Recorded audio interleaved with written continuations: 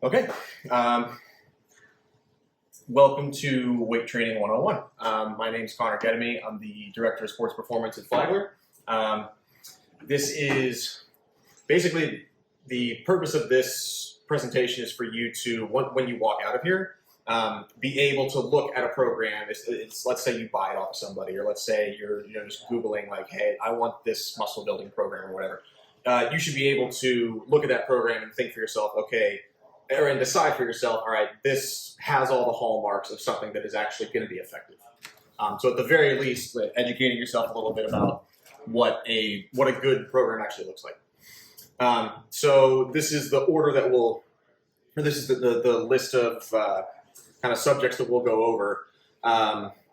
Goal development and assessment, exercise selection, training frequency, exercise order, training load, volume, rest periods, and then we'll have time for questions at the end.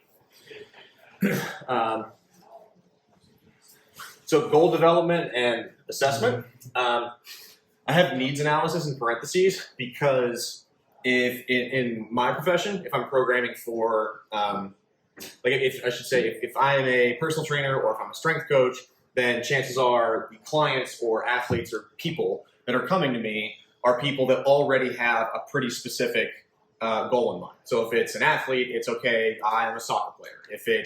If I'm a personal trainer, then it's a person might come to me and say, I want to lose weight or I want to gain muscle or whatever. So I would usually perform, like if it's in an athletic setting, I would perform a needs analysis, which is determining what are the most common movements and muscle actions and joint angles and the most common demands of a particular sport. I don't want to get into the weeds on all that. So instead of performing a needs analysis, all you would want to do at the beginning of, say, starting a weight training program is goal development, which is a little more broad, a little bit easier to kind of manage. So the SMART, SMART. Some people might have heard of that in terms of sort of an aid to help you set effective goals. So your goal needs to be specific. Clearly define your goal. A good way to do that is just ask who, what, when, where, why, and how regarding your goal. Is the goal measurable? So is it quantifiable? Can you clearly determine whether or not you're getting closer to it?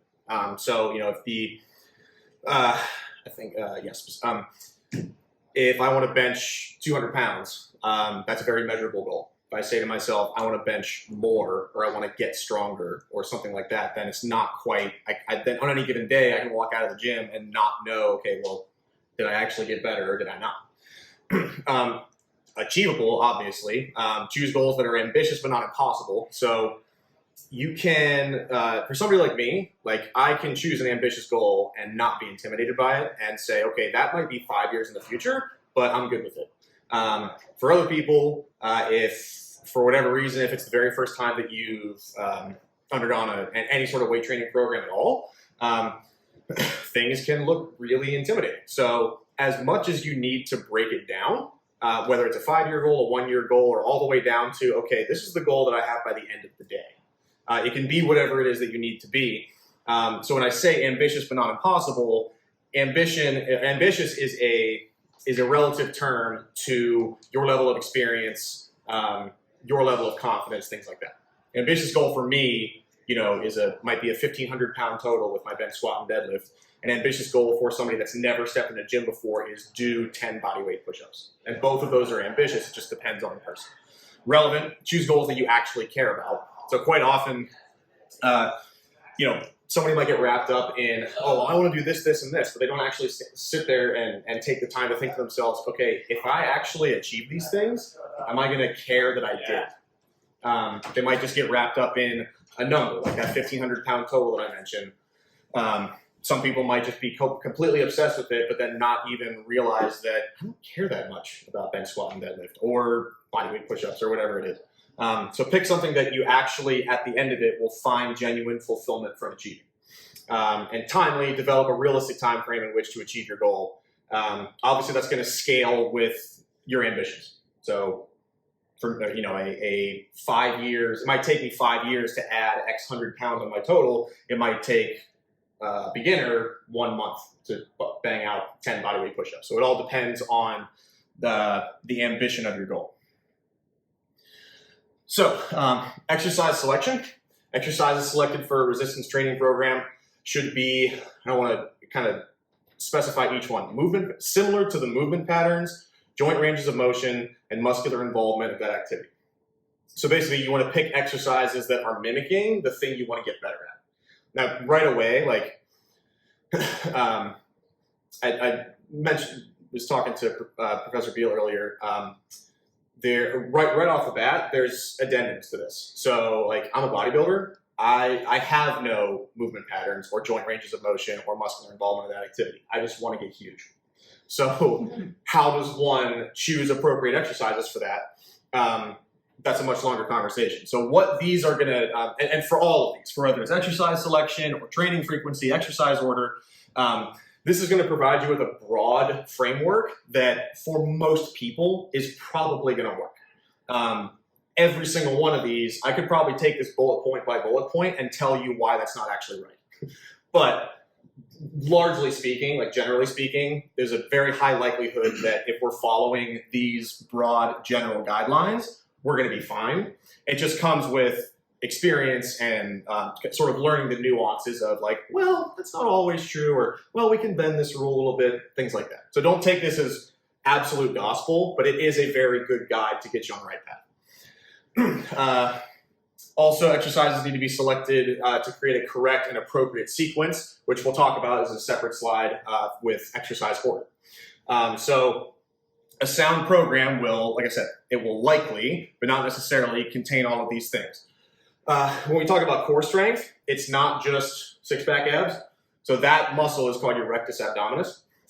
Your core is a couple dozen, or at least a dozen muscles. It's your superficial ones like your rectus, your obliques, your spinal erectors. There's a number of different superficial muscles that are involved with your core. There's also a whole bunch of deep ones that you couldn't even get to if you tried. So don't just think if somebody's shredded, they might have terrible core strength. Don't just think to yourself that, okay, I'm going to do crunches and that means I have a strong core. Okay, I'm a bodybuilder, so I'm not bragging when I say this, but like I have a six-pack and I haven't done a crunch in probably 10 years. And it's just because I do exercises that challenge my core in ways that in such ways that I don't have to lay there and do a whole bunch of crunches or do a whole bunch of toe touches or whatever it is.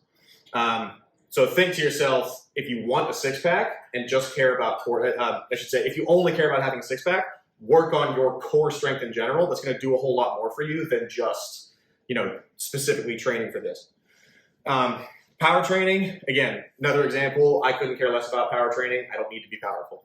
But with that said, for the purposes of introducing it to you, power training is your explosive exercises. That can be anything from box jumps or it can be unloaded things like box jumps. It can be lightly loaded things like med ball slams or med ball throws.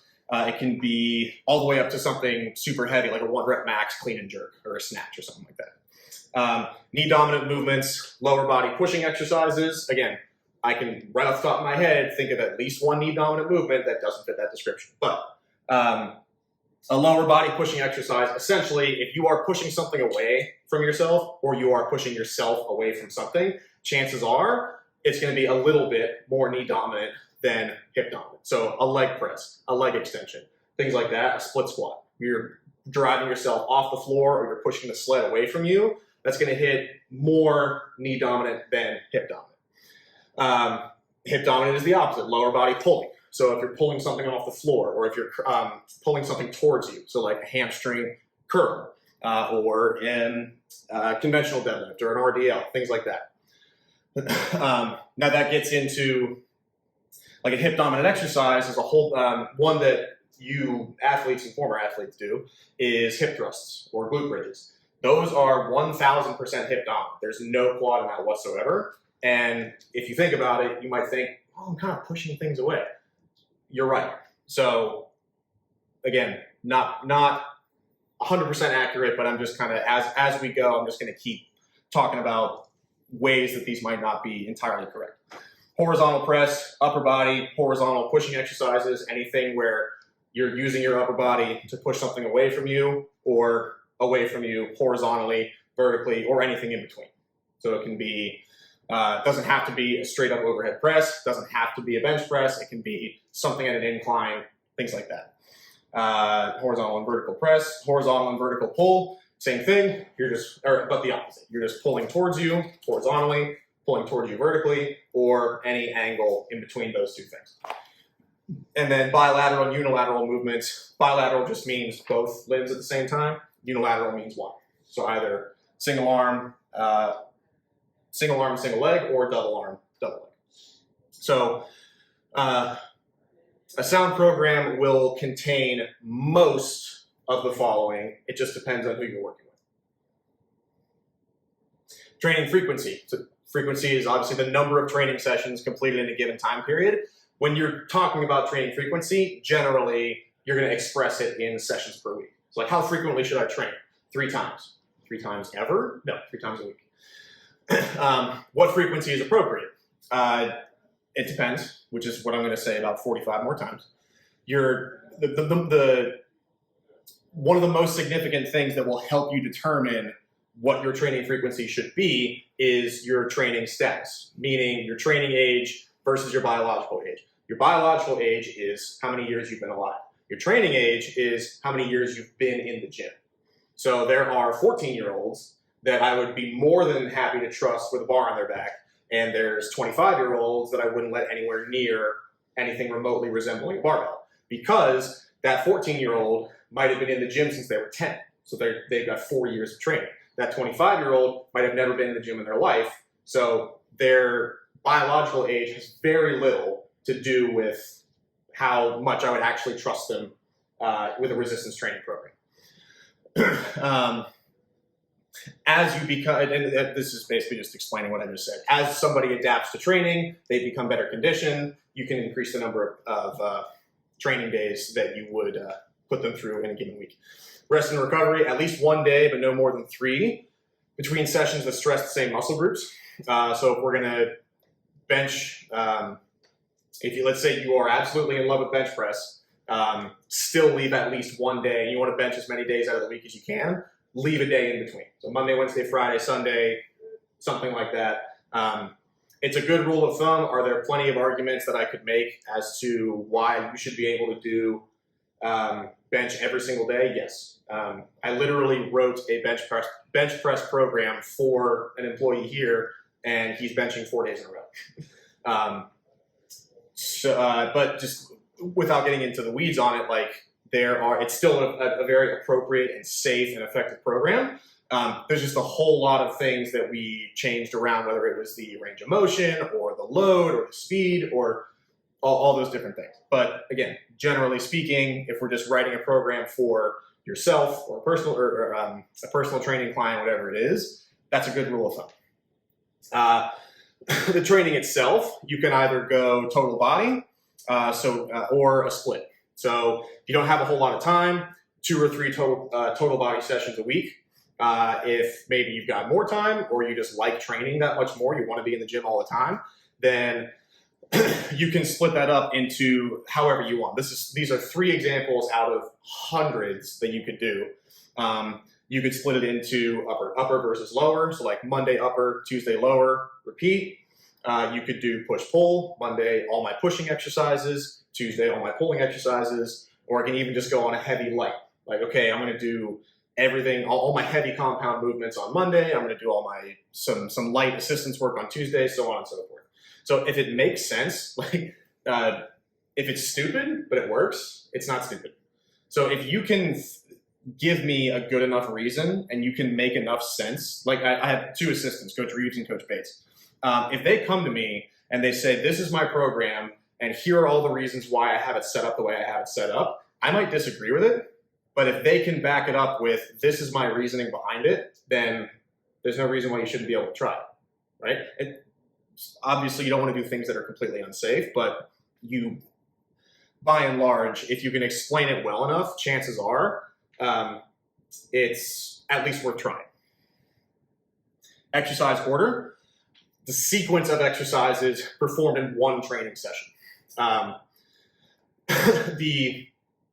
four words that you can use to sort of group exercises together to determine, okay, how do I choose which exercises to put first. Power exercises, structural exercises, core exercises, and assistance exercises. Core does not mean abs and what the core I was just talking about, which I'll explain in a moment.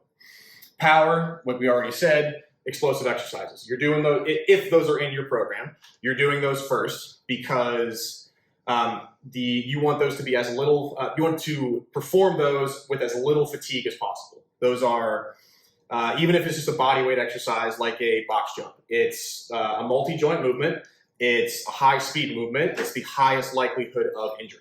So you want to be as non-fatigued doing those as you can possibly be. Structural, after that, a multi-joint exercise that directly or indirectly loads the spine. So you still want to be pretty fresh for a structural exercise because you're either putting a bar on your back or you're holding a bar out in front of you. It's something that's going to challenge your spine, and you certainly want to be still having enough strength left over that you're able to perform those exercises safely. Next, core exercises, multi-joint exercises that do not load the spine. So like a bench press, or one could argue a leg press, and I could get into the weeds about how that isn't good for your back. But multi-joint exercises that are not going to challenge your spine and your back.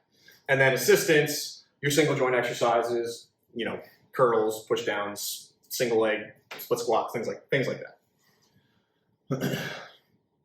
Training load, if you might see it expressed as the intensity or the percent of the 1 rep max. It all means the same thing. It's just how much weight you're using. The repetitions are inversely related to the load lifted. So if you're doing more reps, you're not going to be able to do as much weight. If you're doing fewer reps, you're going to be able to do more weight. The 4 goals that you have here, if you're working on endurance, if you're working on hypertrophy, which is building muscle, if you're working on strength or working on power, there are different rep ranges that are going to be most effective. Now, trying to think of the best way to say this. If I want to work on hypertrophy and I do 11 reps instead of 10, my body doesn't suddenly switch off and say, oh, nope, sorry, you did 11, so now that's all going to be endurance. You didn't build any muscle at all. Same thing with if I only do 4. Or if I'm working on strength, as soon as I hit 6 reps, it's, oh, sorry, all that's going towards your muscles. None of it's going towards your force production, anything like that. These are just the most effective rep ranges within which to work. Don't lose your mind if you end up doing a set of 6. Like if you see 3 sets of 6 and it's a strength program, don't lose your mind. And this is kind of a good way to, these 2 methods are probably the simplest and we'll call it most effective methods of choosing a load. So let's say you know what your bench press max is, or let's say you max out on bench press, it's 200 pounds. A training load chart is going to have, 1 rep, 2 reps, 3 reps, all the way up to 12. And it's going to tell you, based on however many reps you're doing, this is the percent of the load that you should use. So if I have a 200-pound bench press and I look at, 4 reps, 90%, that's telling me that I should put 180 pounds on the bar if I want to do it 4 times. It's still some guesswork. This is not going to be 100% accurate 100% of the time. Maybe you'll get 3, maybe you'll get 5, but generally speaking, you're going to be, any of these percentages, you can think to yourself, this range is probably going to be it. Or if it's 77%, this range should be at 8 to 10. Does that make sense? Another way is, yes. Can you use like reverse logic? So say you can do 95 pounds 10 times. Yes. If you want to learn what your 1 rep max is, can you use this chart to 100%, yes. determine that? What I generally say is, like, once you get past, say, 85%, it kind of just turns into a crapshoot. So before 85%, like 85% to 100%, it's generally pretty reliable. So if you think to yourself, 4 reps at 90, or think, 90%, so I should get 4 reps. Yeah, that's probably accurate. In terms of like 70%, I should be able to get 12. I have no idea. You might get 10, you might get 15. But to your point, if you didn't want to do an actual 1 rep max for whatever reason, in the weight room, like with our athletes, we very rarely will actually do a true 1 rep max. We'll have them do a 3 rep max, and then we'll take, okay, if their 3 rep max was 200, if they hit 200 on bench 3 times, then we'll divide it by 93%, and that will spit out, 215 or 220 or whatever it is. So yes, you can absolutely reverse engineer that. I hesitate to trust anything under 85%. You can still get a good ballpark, but just don't expect any numbers past here to be super duper accurate. Like, don't be surprised if you end up getting way more than you think you can, or vice versa. And then rating of perceived exertion is the other way to go about it. So this takes 100% of the guesswork out of the equation. You can switch your brain off and then just look at your sheet and go, that's the number I'm supposed to do. That's what I'm going to do. The pitfall for this is, let's say whenever I maxed out, I got 10 hours of sleep the night before. I went to an all-you-can-eat buffet for lunch, and so I was full of carbs, I was full of glucose, and I had all this protein, and like my body was just primed to lift as much as it possibly could. And I hit that 200-pound max. Well, if 3 weeks from now, your girlfriend breaks up with you, and you get 2 hours of sleep, and you're coming down off of 3 Bang energy drinks, well, you're probably not going to be able to perform at the same capacity that you did whenever you maxed out. So if I think, okay, well, I'm going to hit 4 reps at 90% of that 200, but I'm in the condition that I just described, I'm not hitting 4 reps of that. So this is kind of the solution to that, rating of perceived exertion. So you basically just take this number, subtract it from 10, and that's how many reps you should have left over. So an RPE 10 is a max. An RPE 9 is pick a weight where, I should say, RPE 10 is you're using a weight where you can't get any more reps. An RPE 9 is you're using a weight where once you get to that last rep, you think to yourself, I could probably get 1 more. 8, 7, 6, so on and so forth. So this is a little bit more practical and reasonable for real life because you're not always going to be at the same baseline level. But the pitfall with this is that a lot of people just quite frankly don't really know what an RPE 9 feels like. Like, just because something burns a whole lot doesn't mean you can't get 6 more reps. So I think that a lot of people just tend to misjudge what their RPE actually is. So either one is effective. I've used both on myself. I've used both on athletes. It works for some people. One thing works for some. One thing works for another. It really just depends on you, your client, or whoever else. I had something else. Volume refers to the total number of sets and reps in a training session. So if I do 3 sets of 6 on bench press, I've done 18 total reps. If you want to take that a step further and kind of get into the weeds on it, you can say, okay, well, if I did 3 sets of 6 at 100 pounds, well, then that's 18 reps times 100 pounds sets by the number of reps by the weight, and that's 1,800. So you can kind of measure your volume over the course of a number of training sessions and say, okay, from day 1, week 1, I want to hit this amount of volume. And by day 1, week 4, I want to be doing this plus however much more volume. It's just, I don't use that whenever I'm programming for my athletes. We will use it, trying to think of the way, like, I thought I had something that was going to jog my memory of how I wanted to describe that. Well, I'll just say this. That's what I was going to say. When you're talking about soreness and being able to recover from a training session, there are a number of different things that are going to cause soreness, but the two that most people kind of key in on is volume and intensity. So how heavy you're going versus how much you're doing. Of those two things, volume will get you much more sore than intensity. So if you work up to a 1 rep max versus you do 10 sets of 10 at 75% of your max, the 10 sets of 10 is going to rock you way more than a 1 rep max, even though that 1 rep might feel like a bear, right? So the reason that we're not like, that I don't go all the way and quantify volume and get that specific with it is right off the bat, if I need, if a team is coming to me or if a client is coming to me and saying like, I'm feeling really run down, I'm feeling just really beat up and I'm not recovering quite as well, I'm not going to bother doing all the math and seeing, okay, let's figure out how many pounds, how much total tonnage we want to take off. I'm just going to tell them, okay, cut out a set or to cut down on the reps or one way or the other, just reduce the volume. Training age will affect volume dictated for the training session, much like the training frequency. Training age is going to determine how much you can do. So the longer you've been in the gym, the more your body's adapted, the more volume you're going to be able to take on. Vice versa, the lower your training age, the less volume you can do. Overtraining versus under-recovering, I think, is an important thing to mention because, raise your hand if you've heard of overtraining. You've just literally just heard the expression before.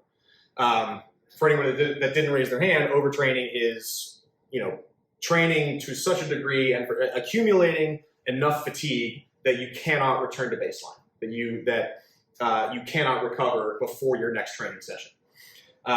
What I think a lot of people do, quite frankly, I don't think there's enough people that work hard enough to overtrain. I think 99% of the time, if somebody is feeling overtrained, they're really just under-recovered.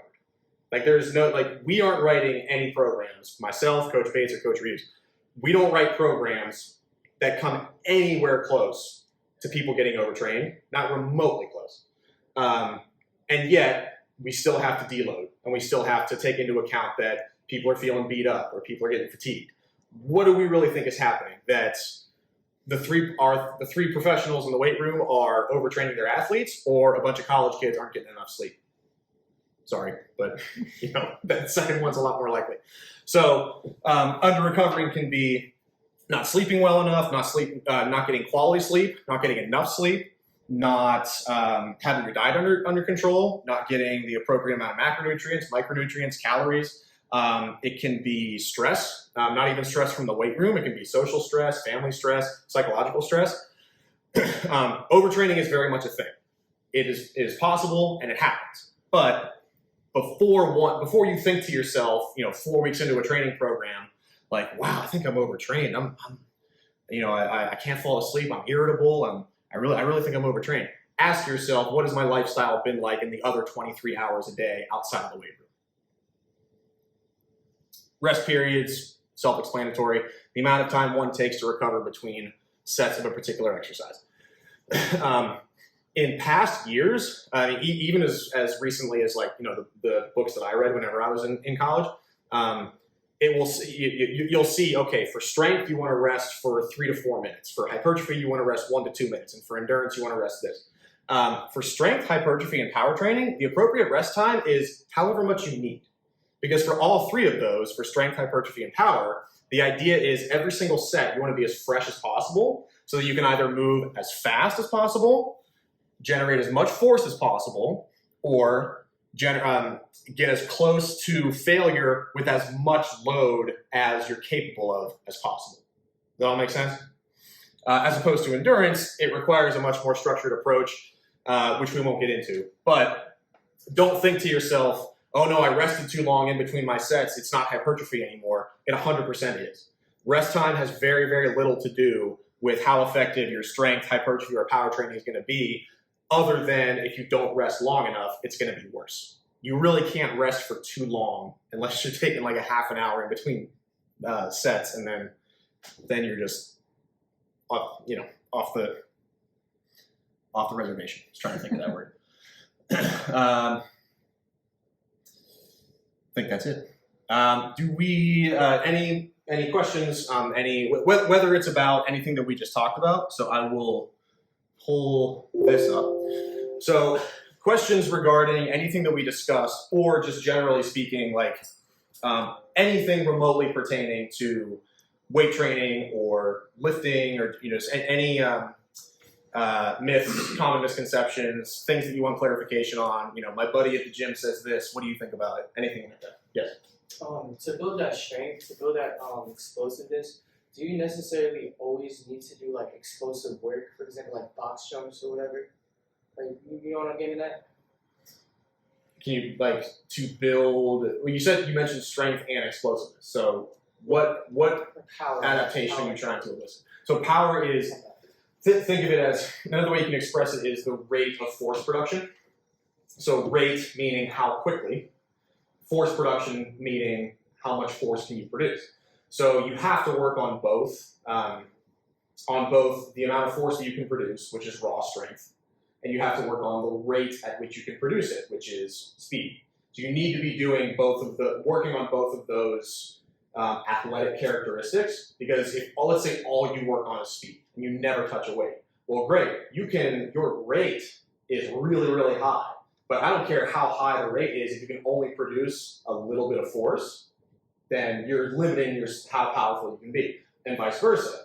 If you can squat 800 pounds, but the rate at which it takes you to, or let's say like you can deadlift 1,000 pounds, but it takes you 15 seconds just to generate all that force and recruit all those muscle fibers to get the weight up off the ground.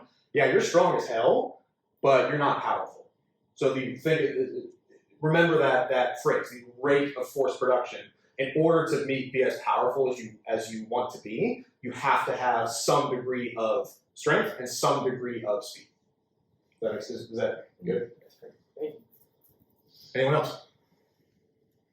Can I just take his a little bit further? So I used to work out at a particular gym, and the trainers would say like we would have to do like a lot of squat work, and then also we did explosive exercises like running, like shuttle runs back and forth, just to get those sprints in to like build the explosive speed for running, basically. So would you, like, what exercises would you pair together to like have more power force to kind of get out of the blocks and, you know, get into your stride?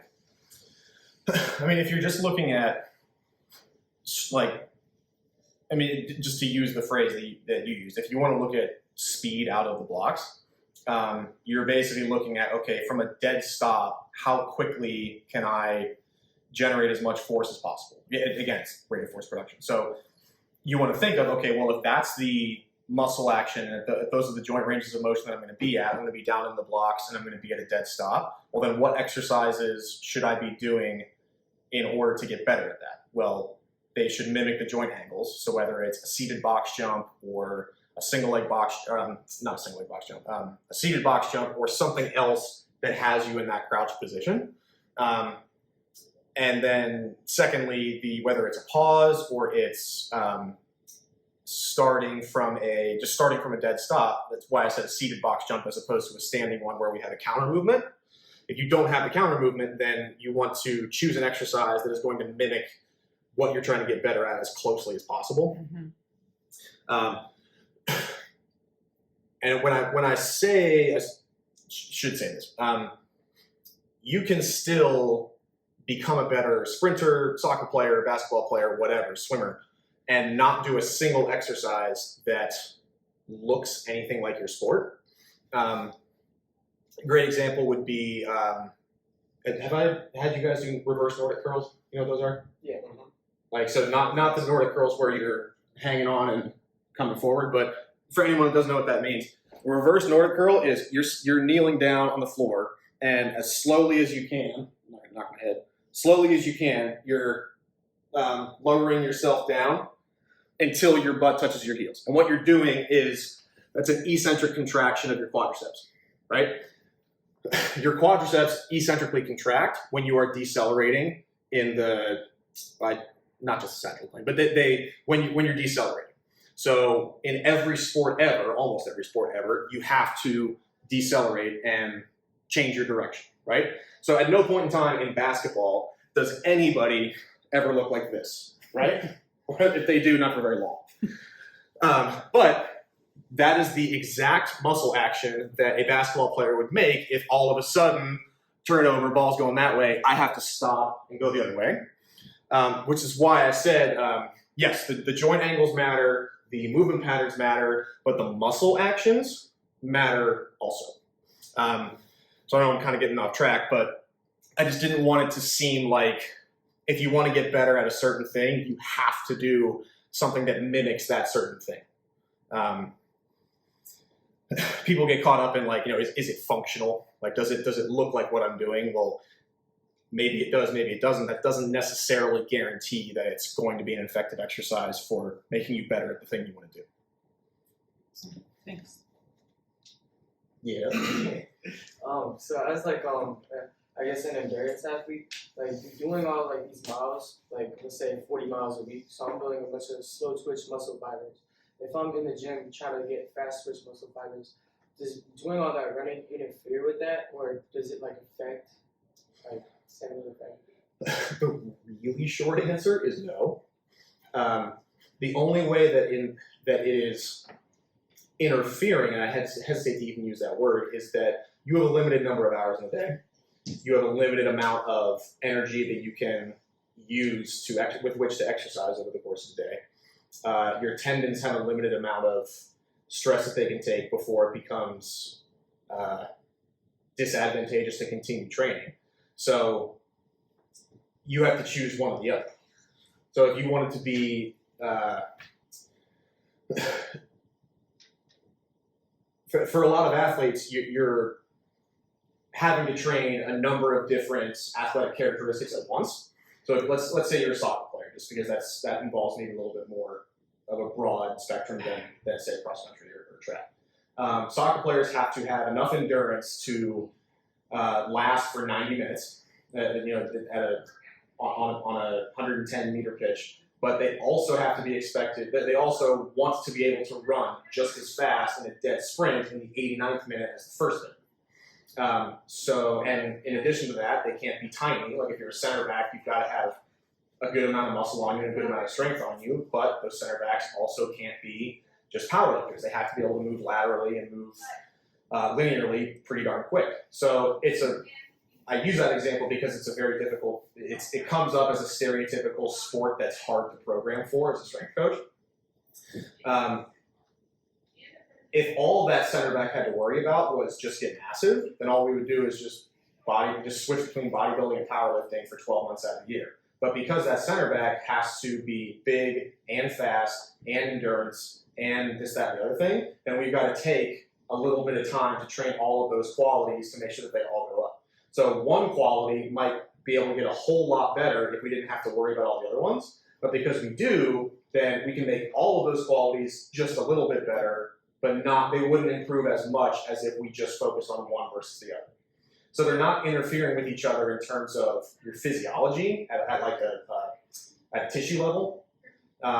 It's just interfering quite literally with how much you can train a particular thing. Does that make sense? I ramble, I'm sorry. But did that make sense to you guys? Yeah. Anything else? I think you really cleared up some myths that I had in my head, Like what? like the rest times, Yeah. stuff like that. Like I feel like if you're not sweaty and out of breath and dead tired by the end of the workout, it wasn't efficient. Mhm. Even though like when you're, like you said, you need to rest as much as you need.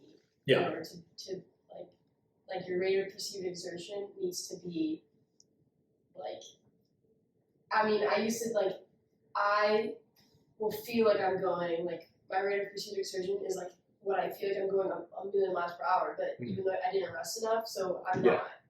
So like my perceived exertion is way off. Right, yeah. Like it's, I think that's probably, a lot of you guys nodded your heads when she said, if you're not covered in sweat and breathing heavy, like it's not a quote unquote good workout. And I feel like that's probably the single largest and most common misconception that is just across the entire world. You can have a perfectly good workout and your shirt can be completely dry at the end. Probably another, just speaking of misconceptions, who has heard of can anybody tell me how your body builds muscle? And if how workouts work? It breaks down first, and then it has to build back up. Right. That's completely false. Oh, dang. But That's what I heard. But hey, I agree you with all you. tell me, pretty much everybody has at least heard that before, right? Yeah. Hey, you're creating micro tears and breaking it down and then building it back up. That's not what happens at all.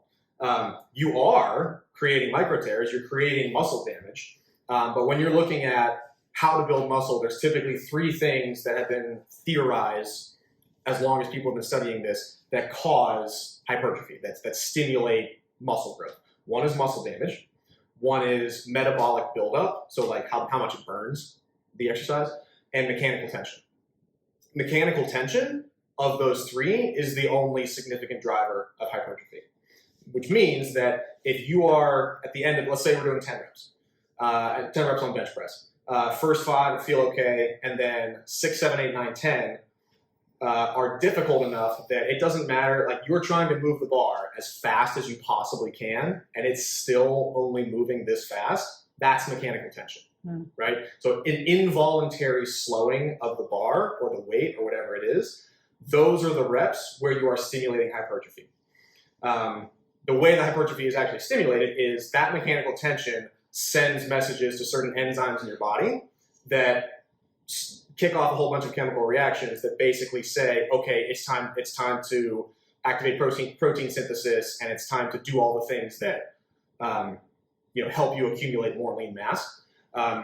Muscle damage and micro tears still happen. They just aren't. There was a study done where they caused muscle damage without mechanical tension by just compressing a muscle, like compressing somebody's arm to a significant enough degree that they felt the same soreness as a workout, and there was no, they did it over a certain period of time, and there was no muscle growth. Same thing with metabolic byproducts. I mean, you can run sprints until your heart's on fire, until your legs are burning, or this, that, and other thing. But if that was the case, then cross country runners would be jacked as hell, right? I mean, you are, but so it's I was hoping that somebody would answer that and would say break down the muscle, because that might be the worst one that everybody is thoroughly convinced of. Which kind of goes to like people then start judging the effectiveness of their workouts by how sore they are.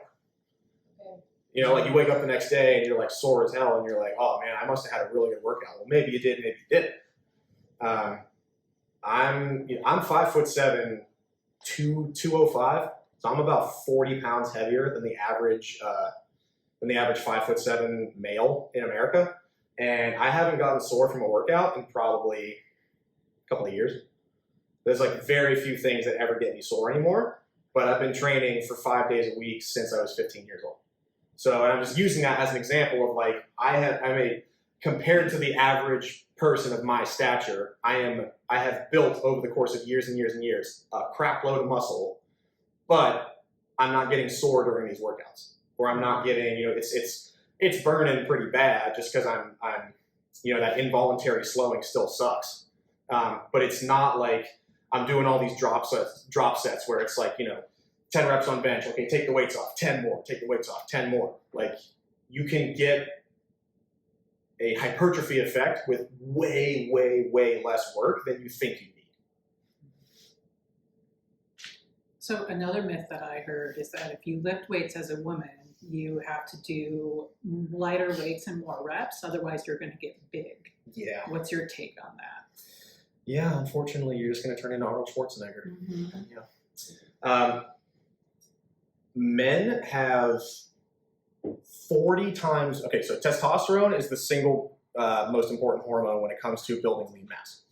Men on average have 40 times more testosterone than women do. Does every man in the YMCA look like a bodybuilder?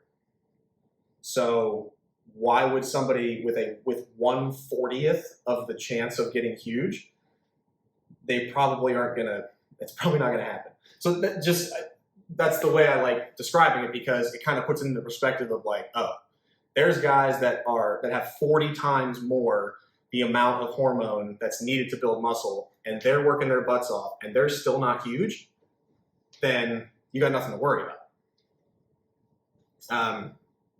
So basically what you're saying, it's okay for women to lift heavy. They're not necessarily going to, they might develop more They'll build muscle muscle for mass, sure.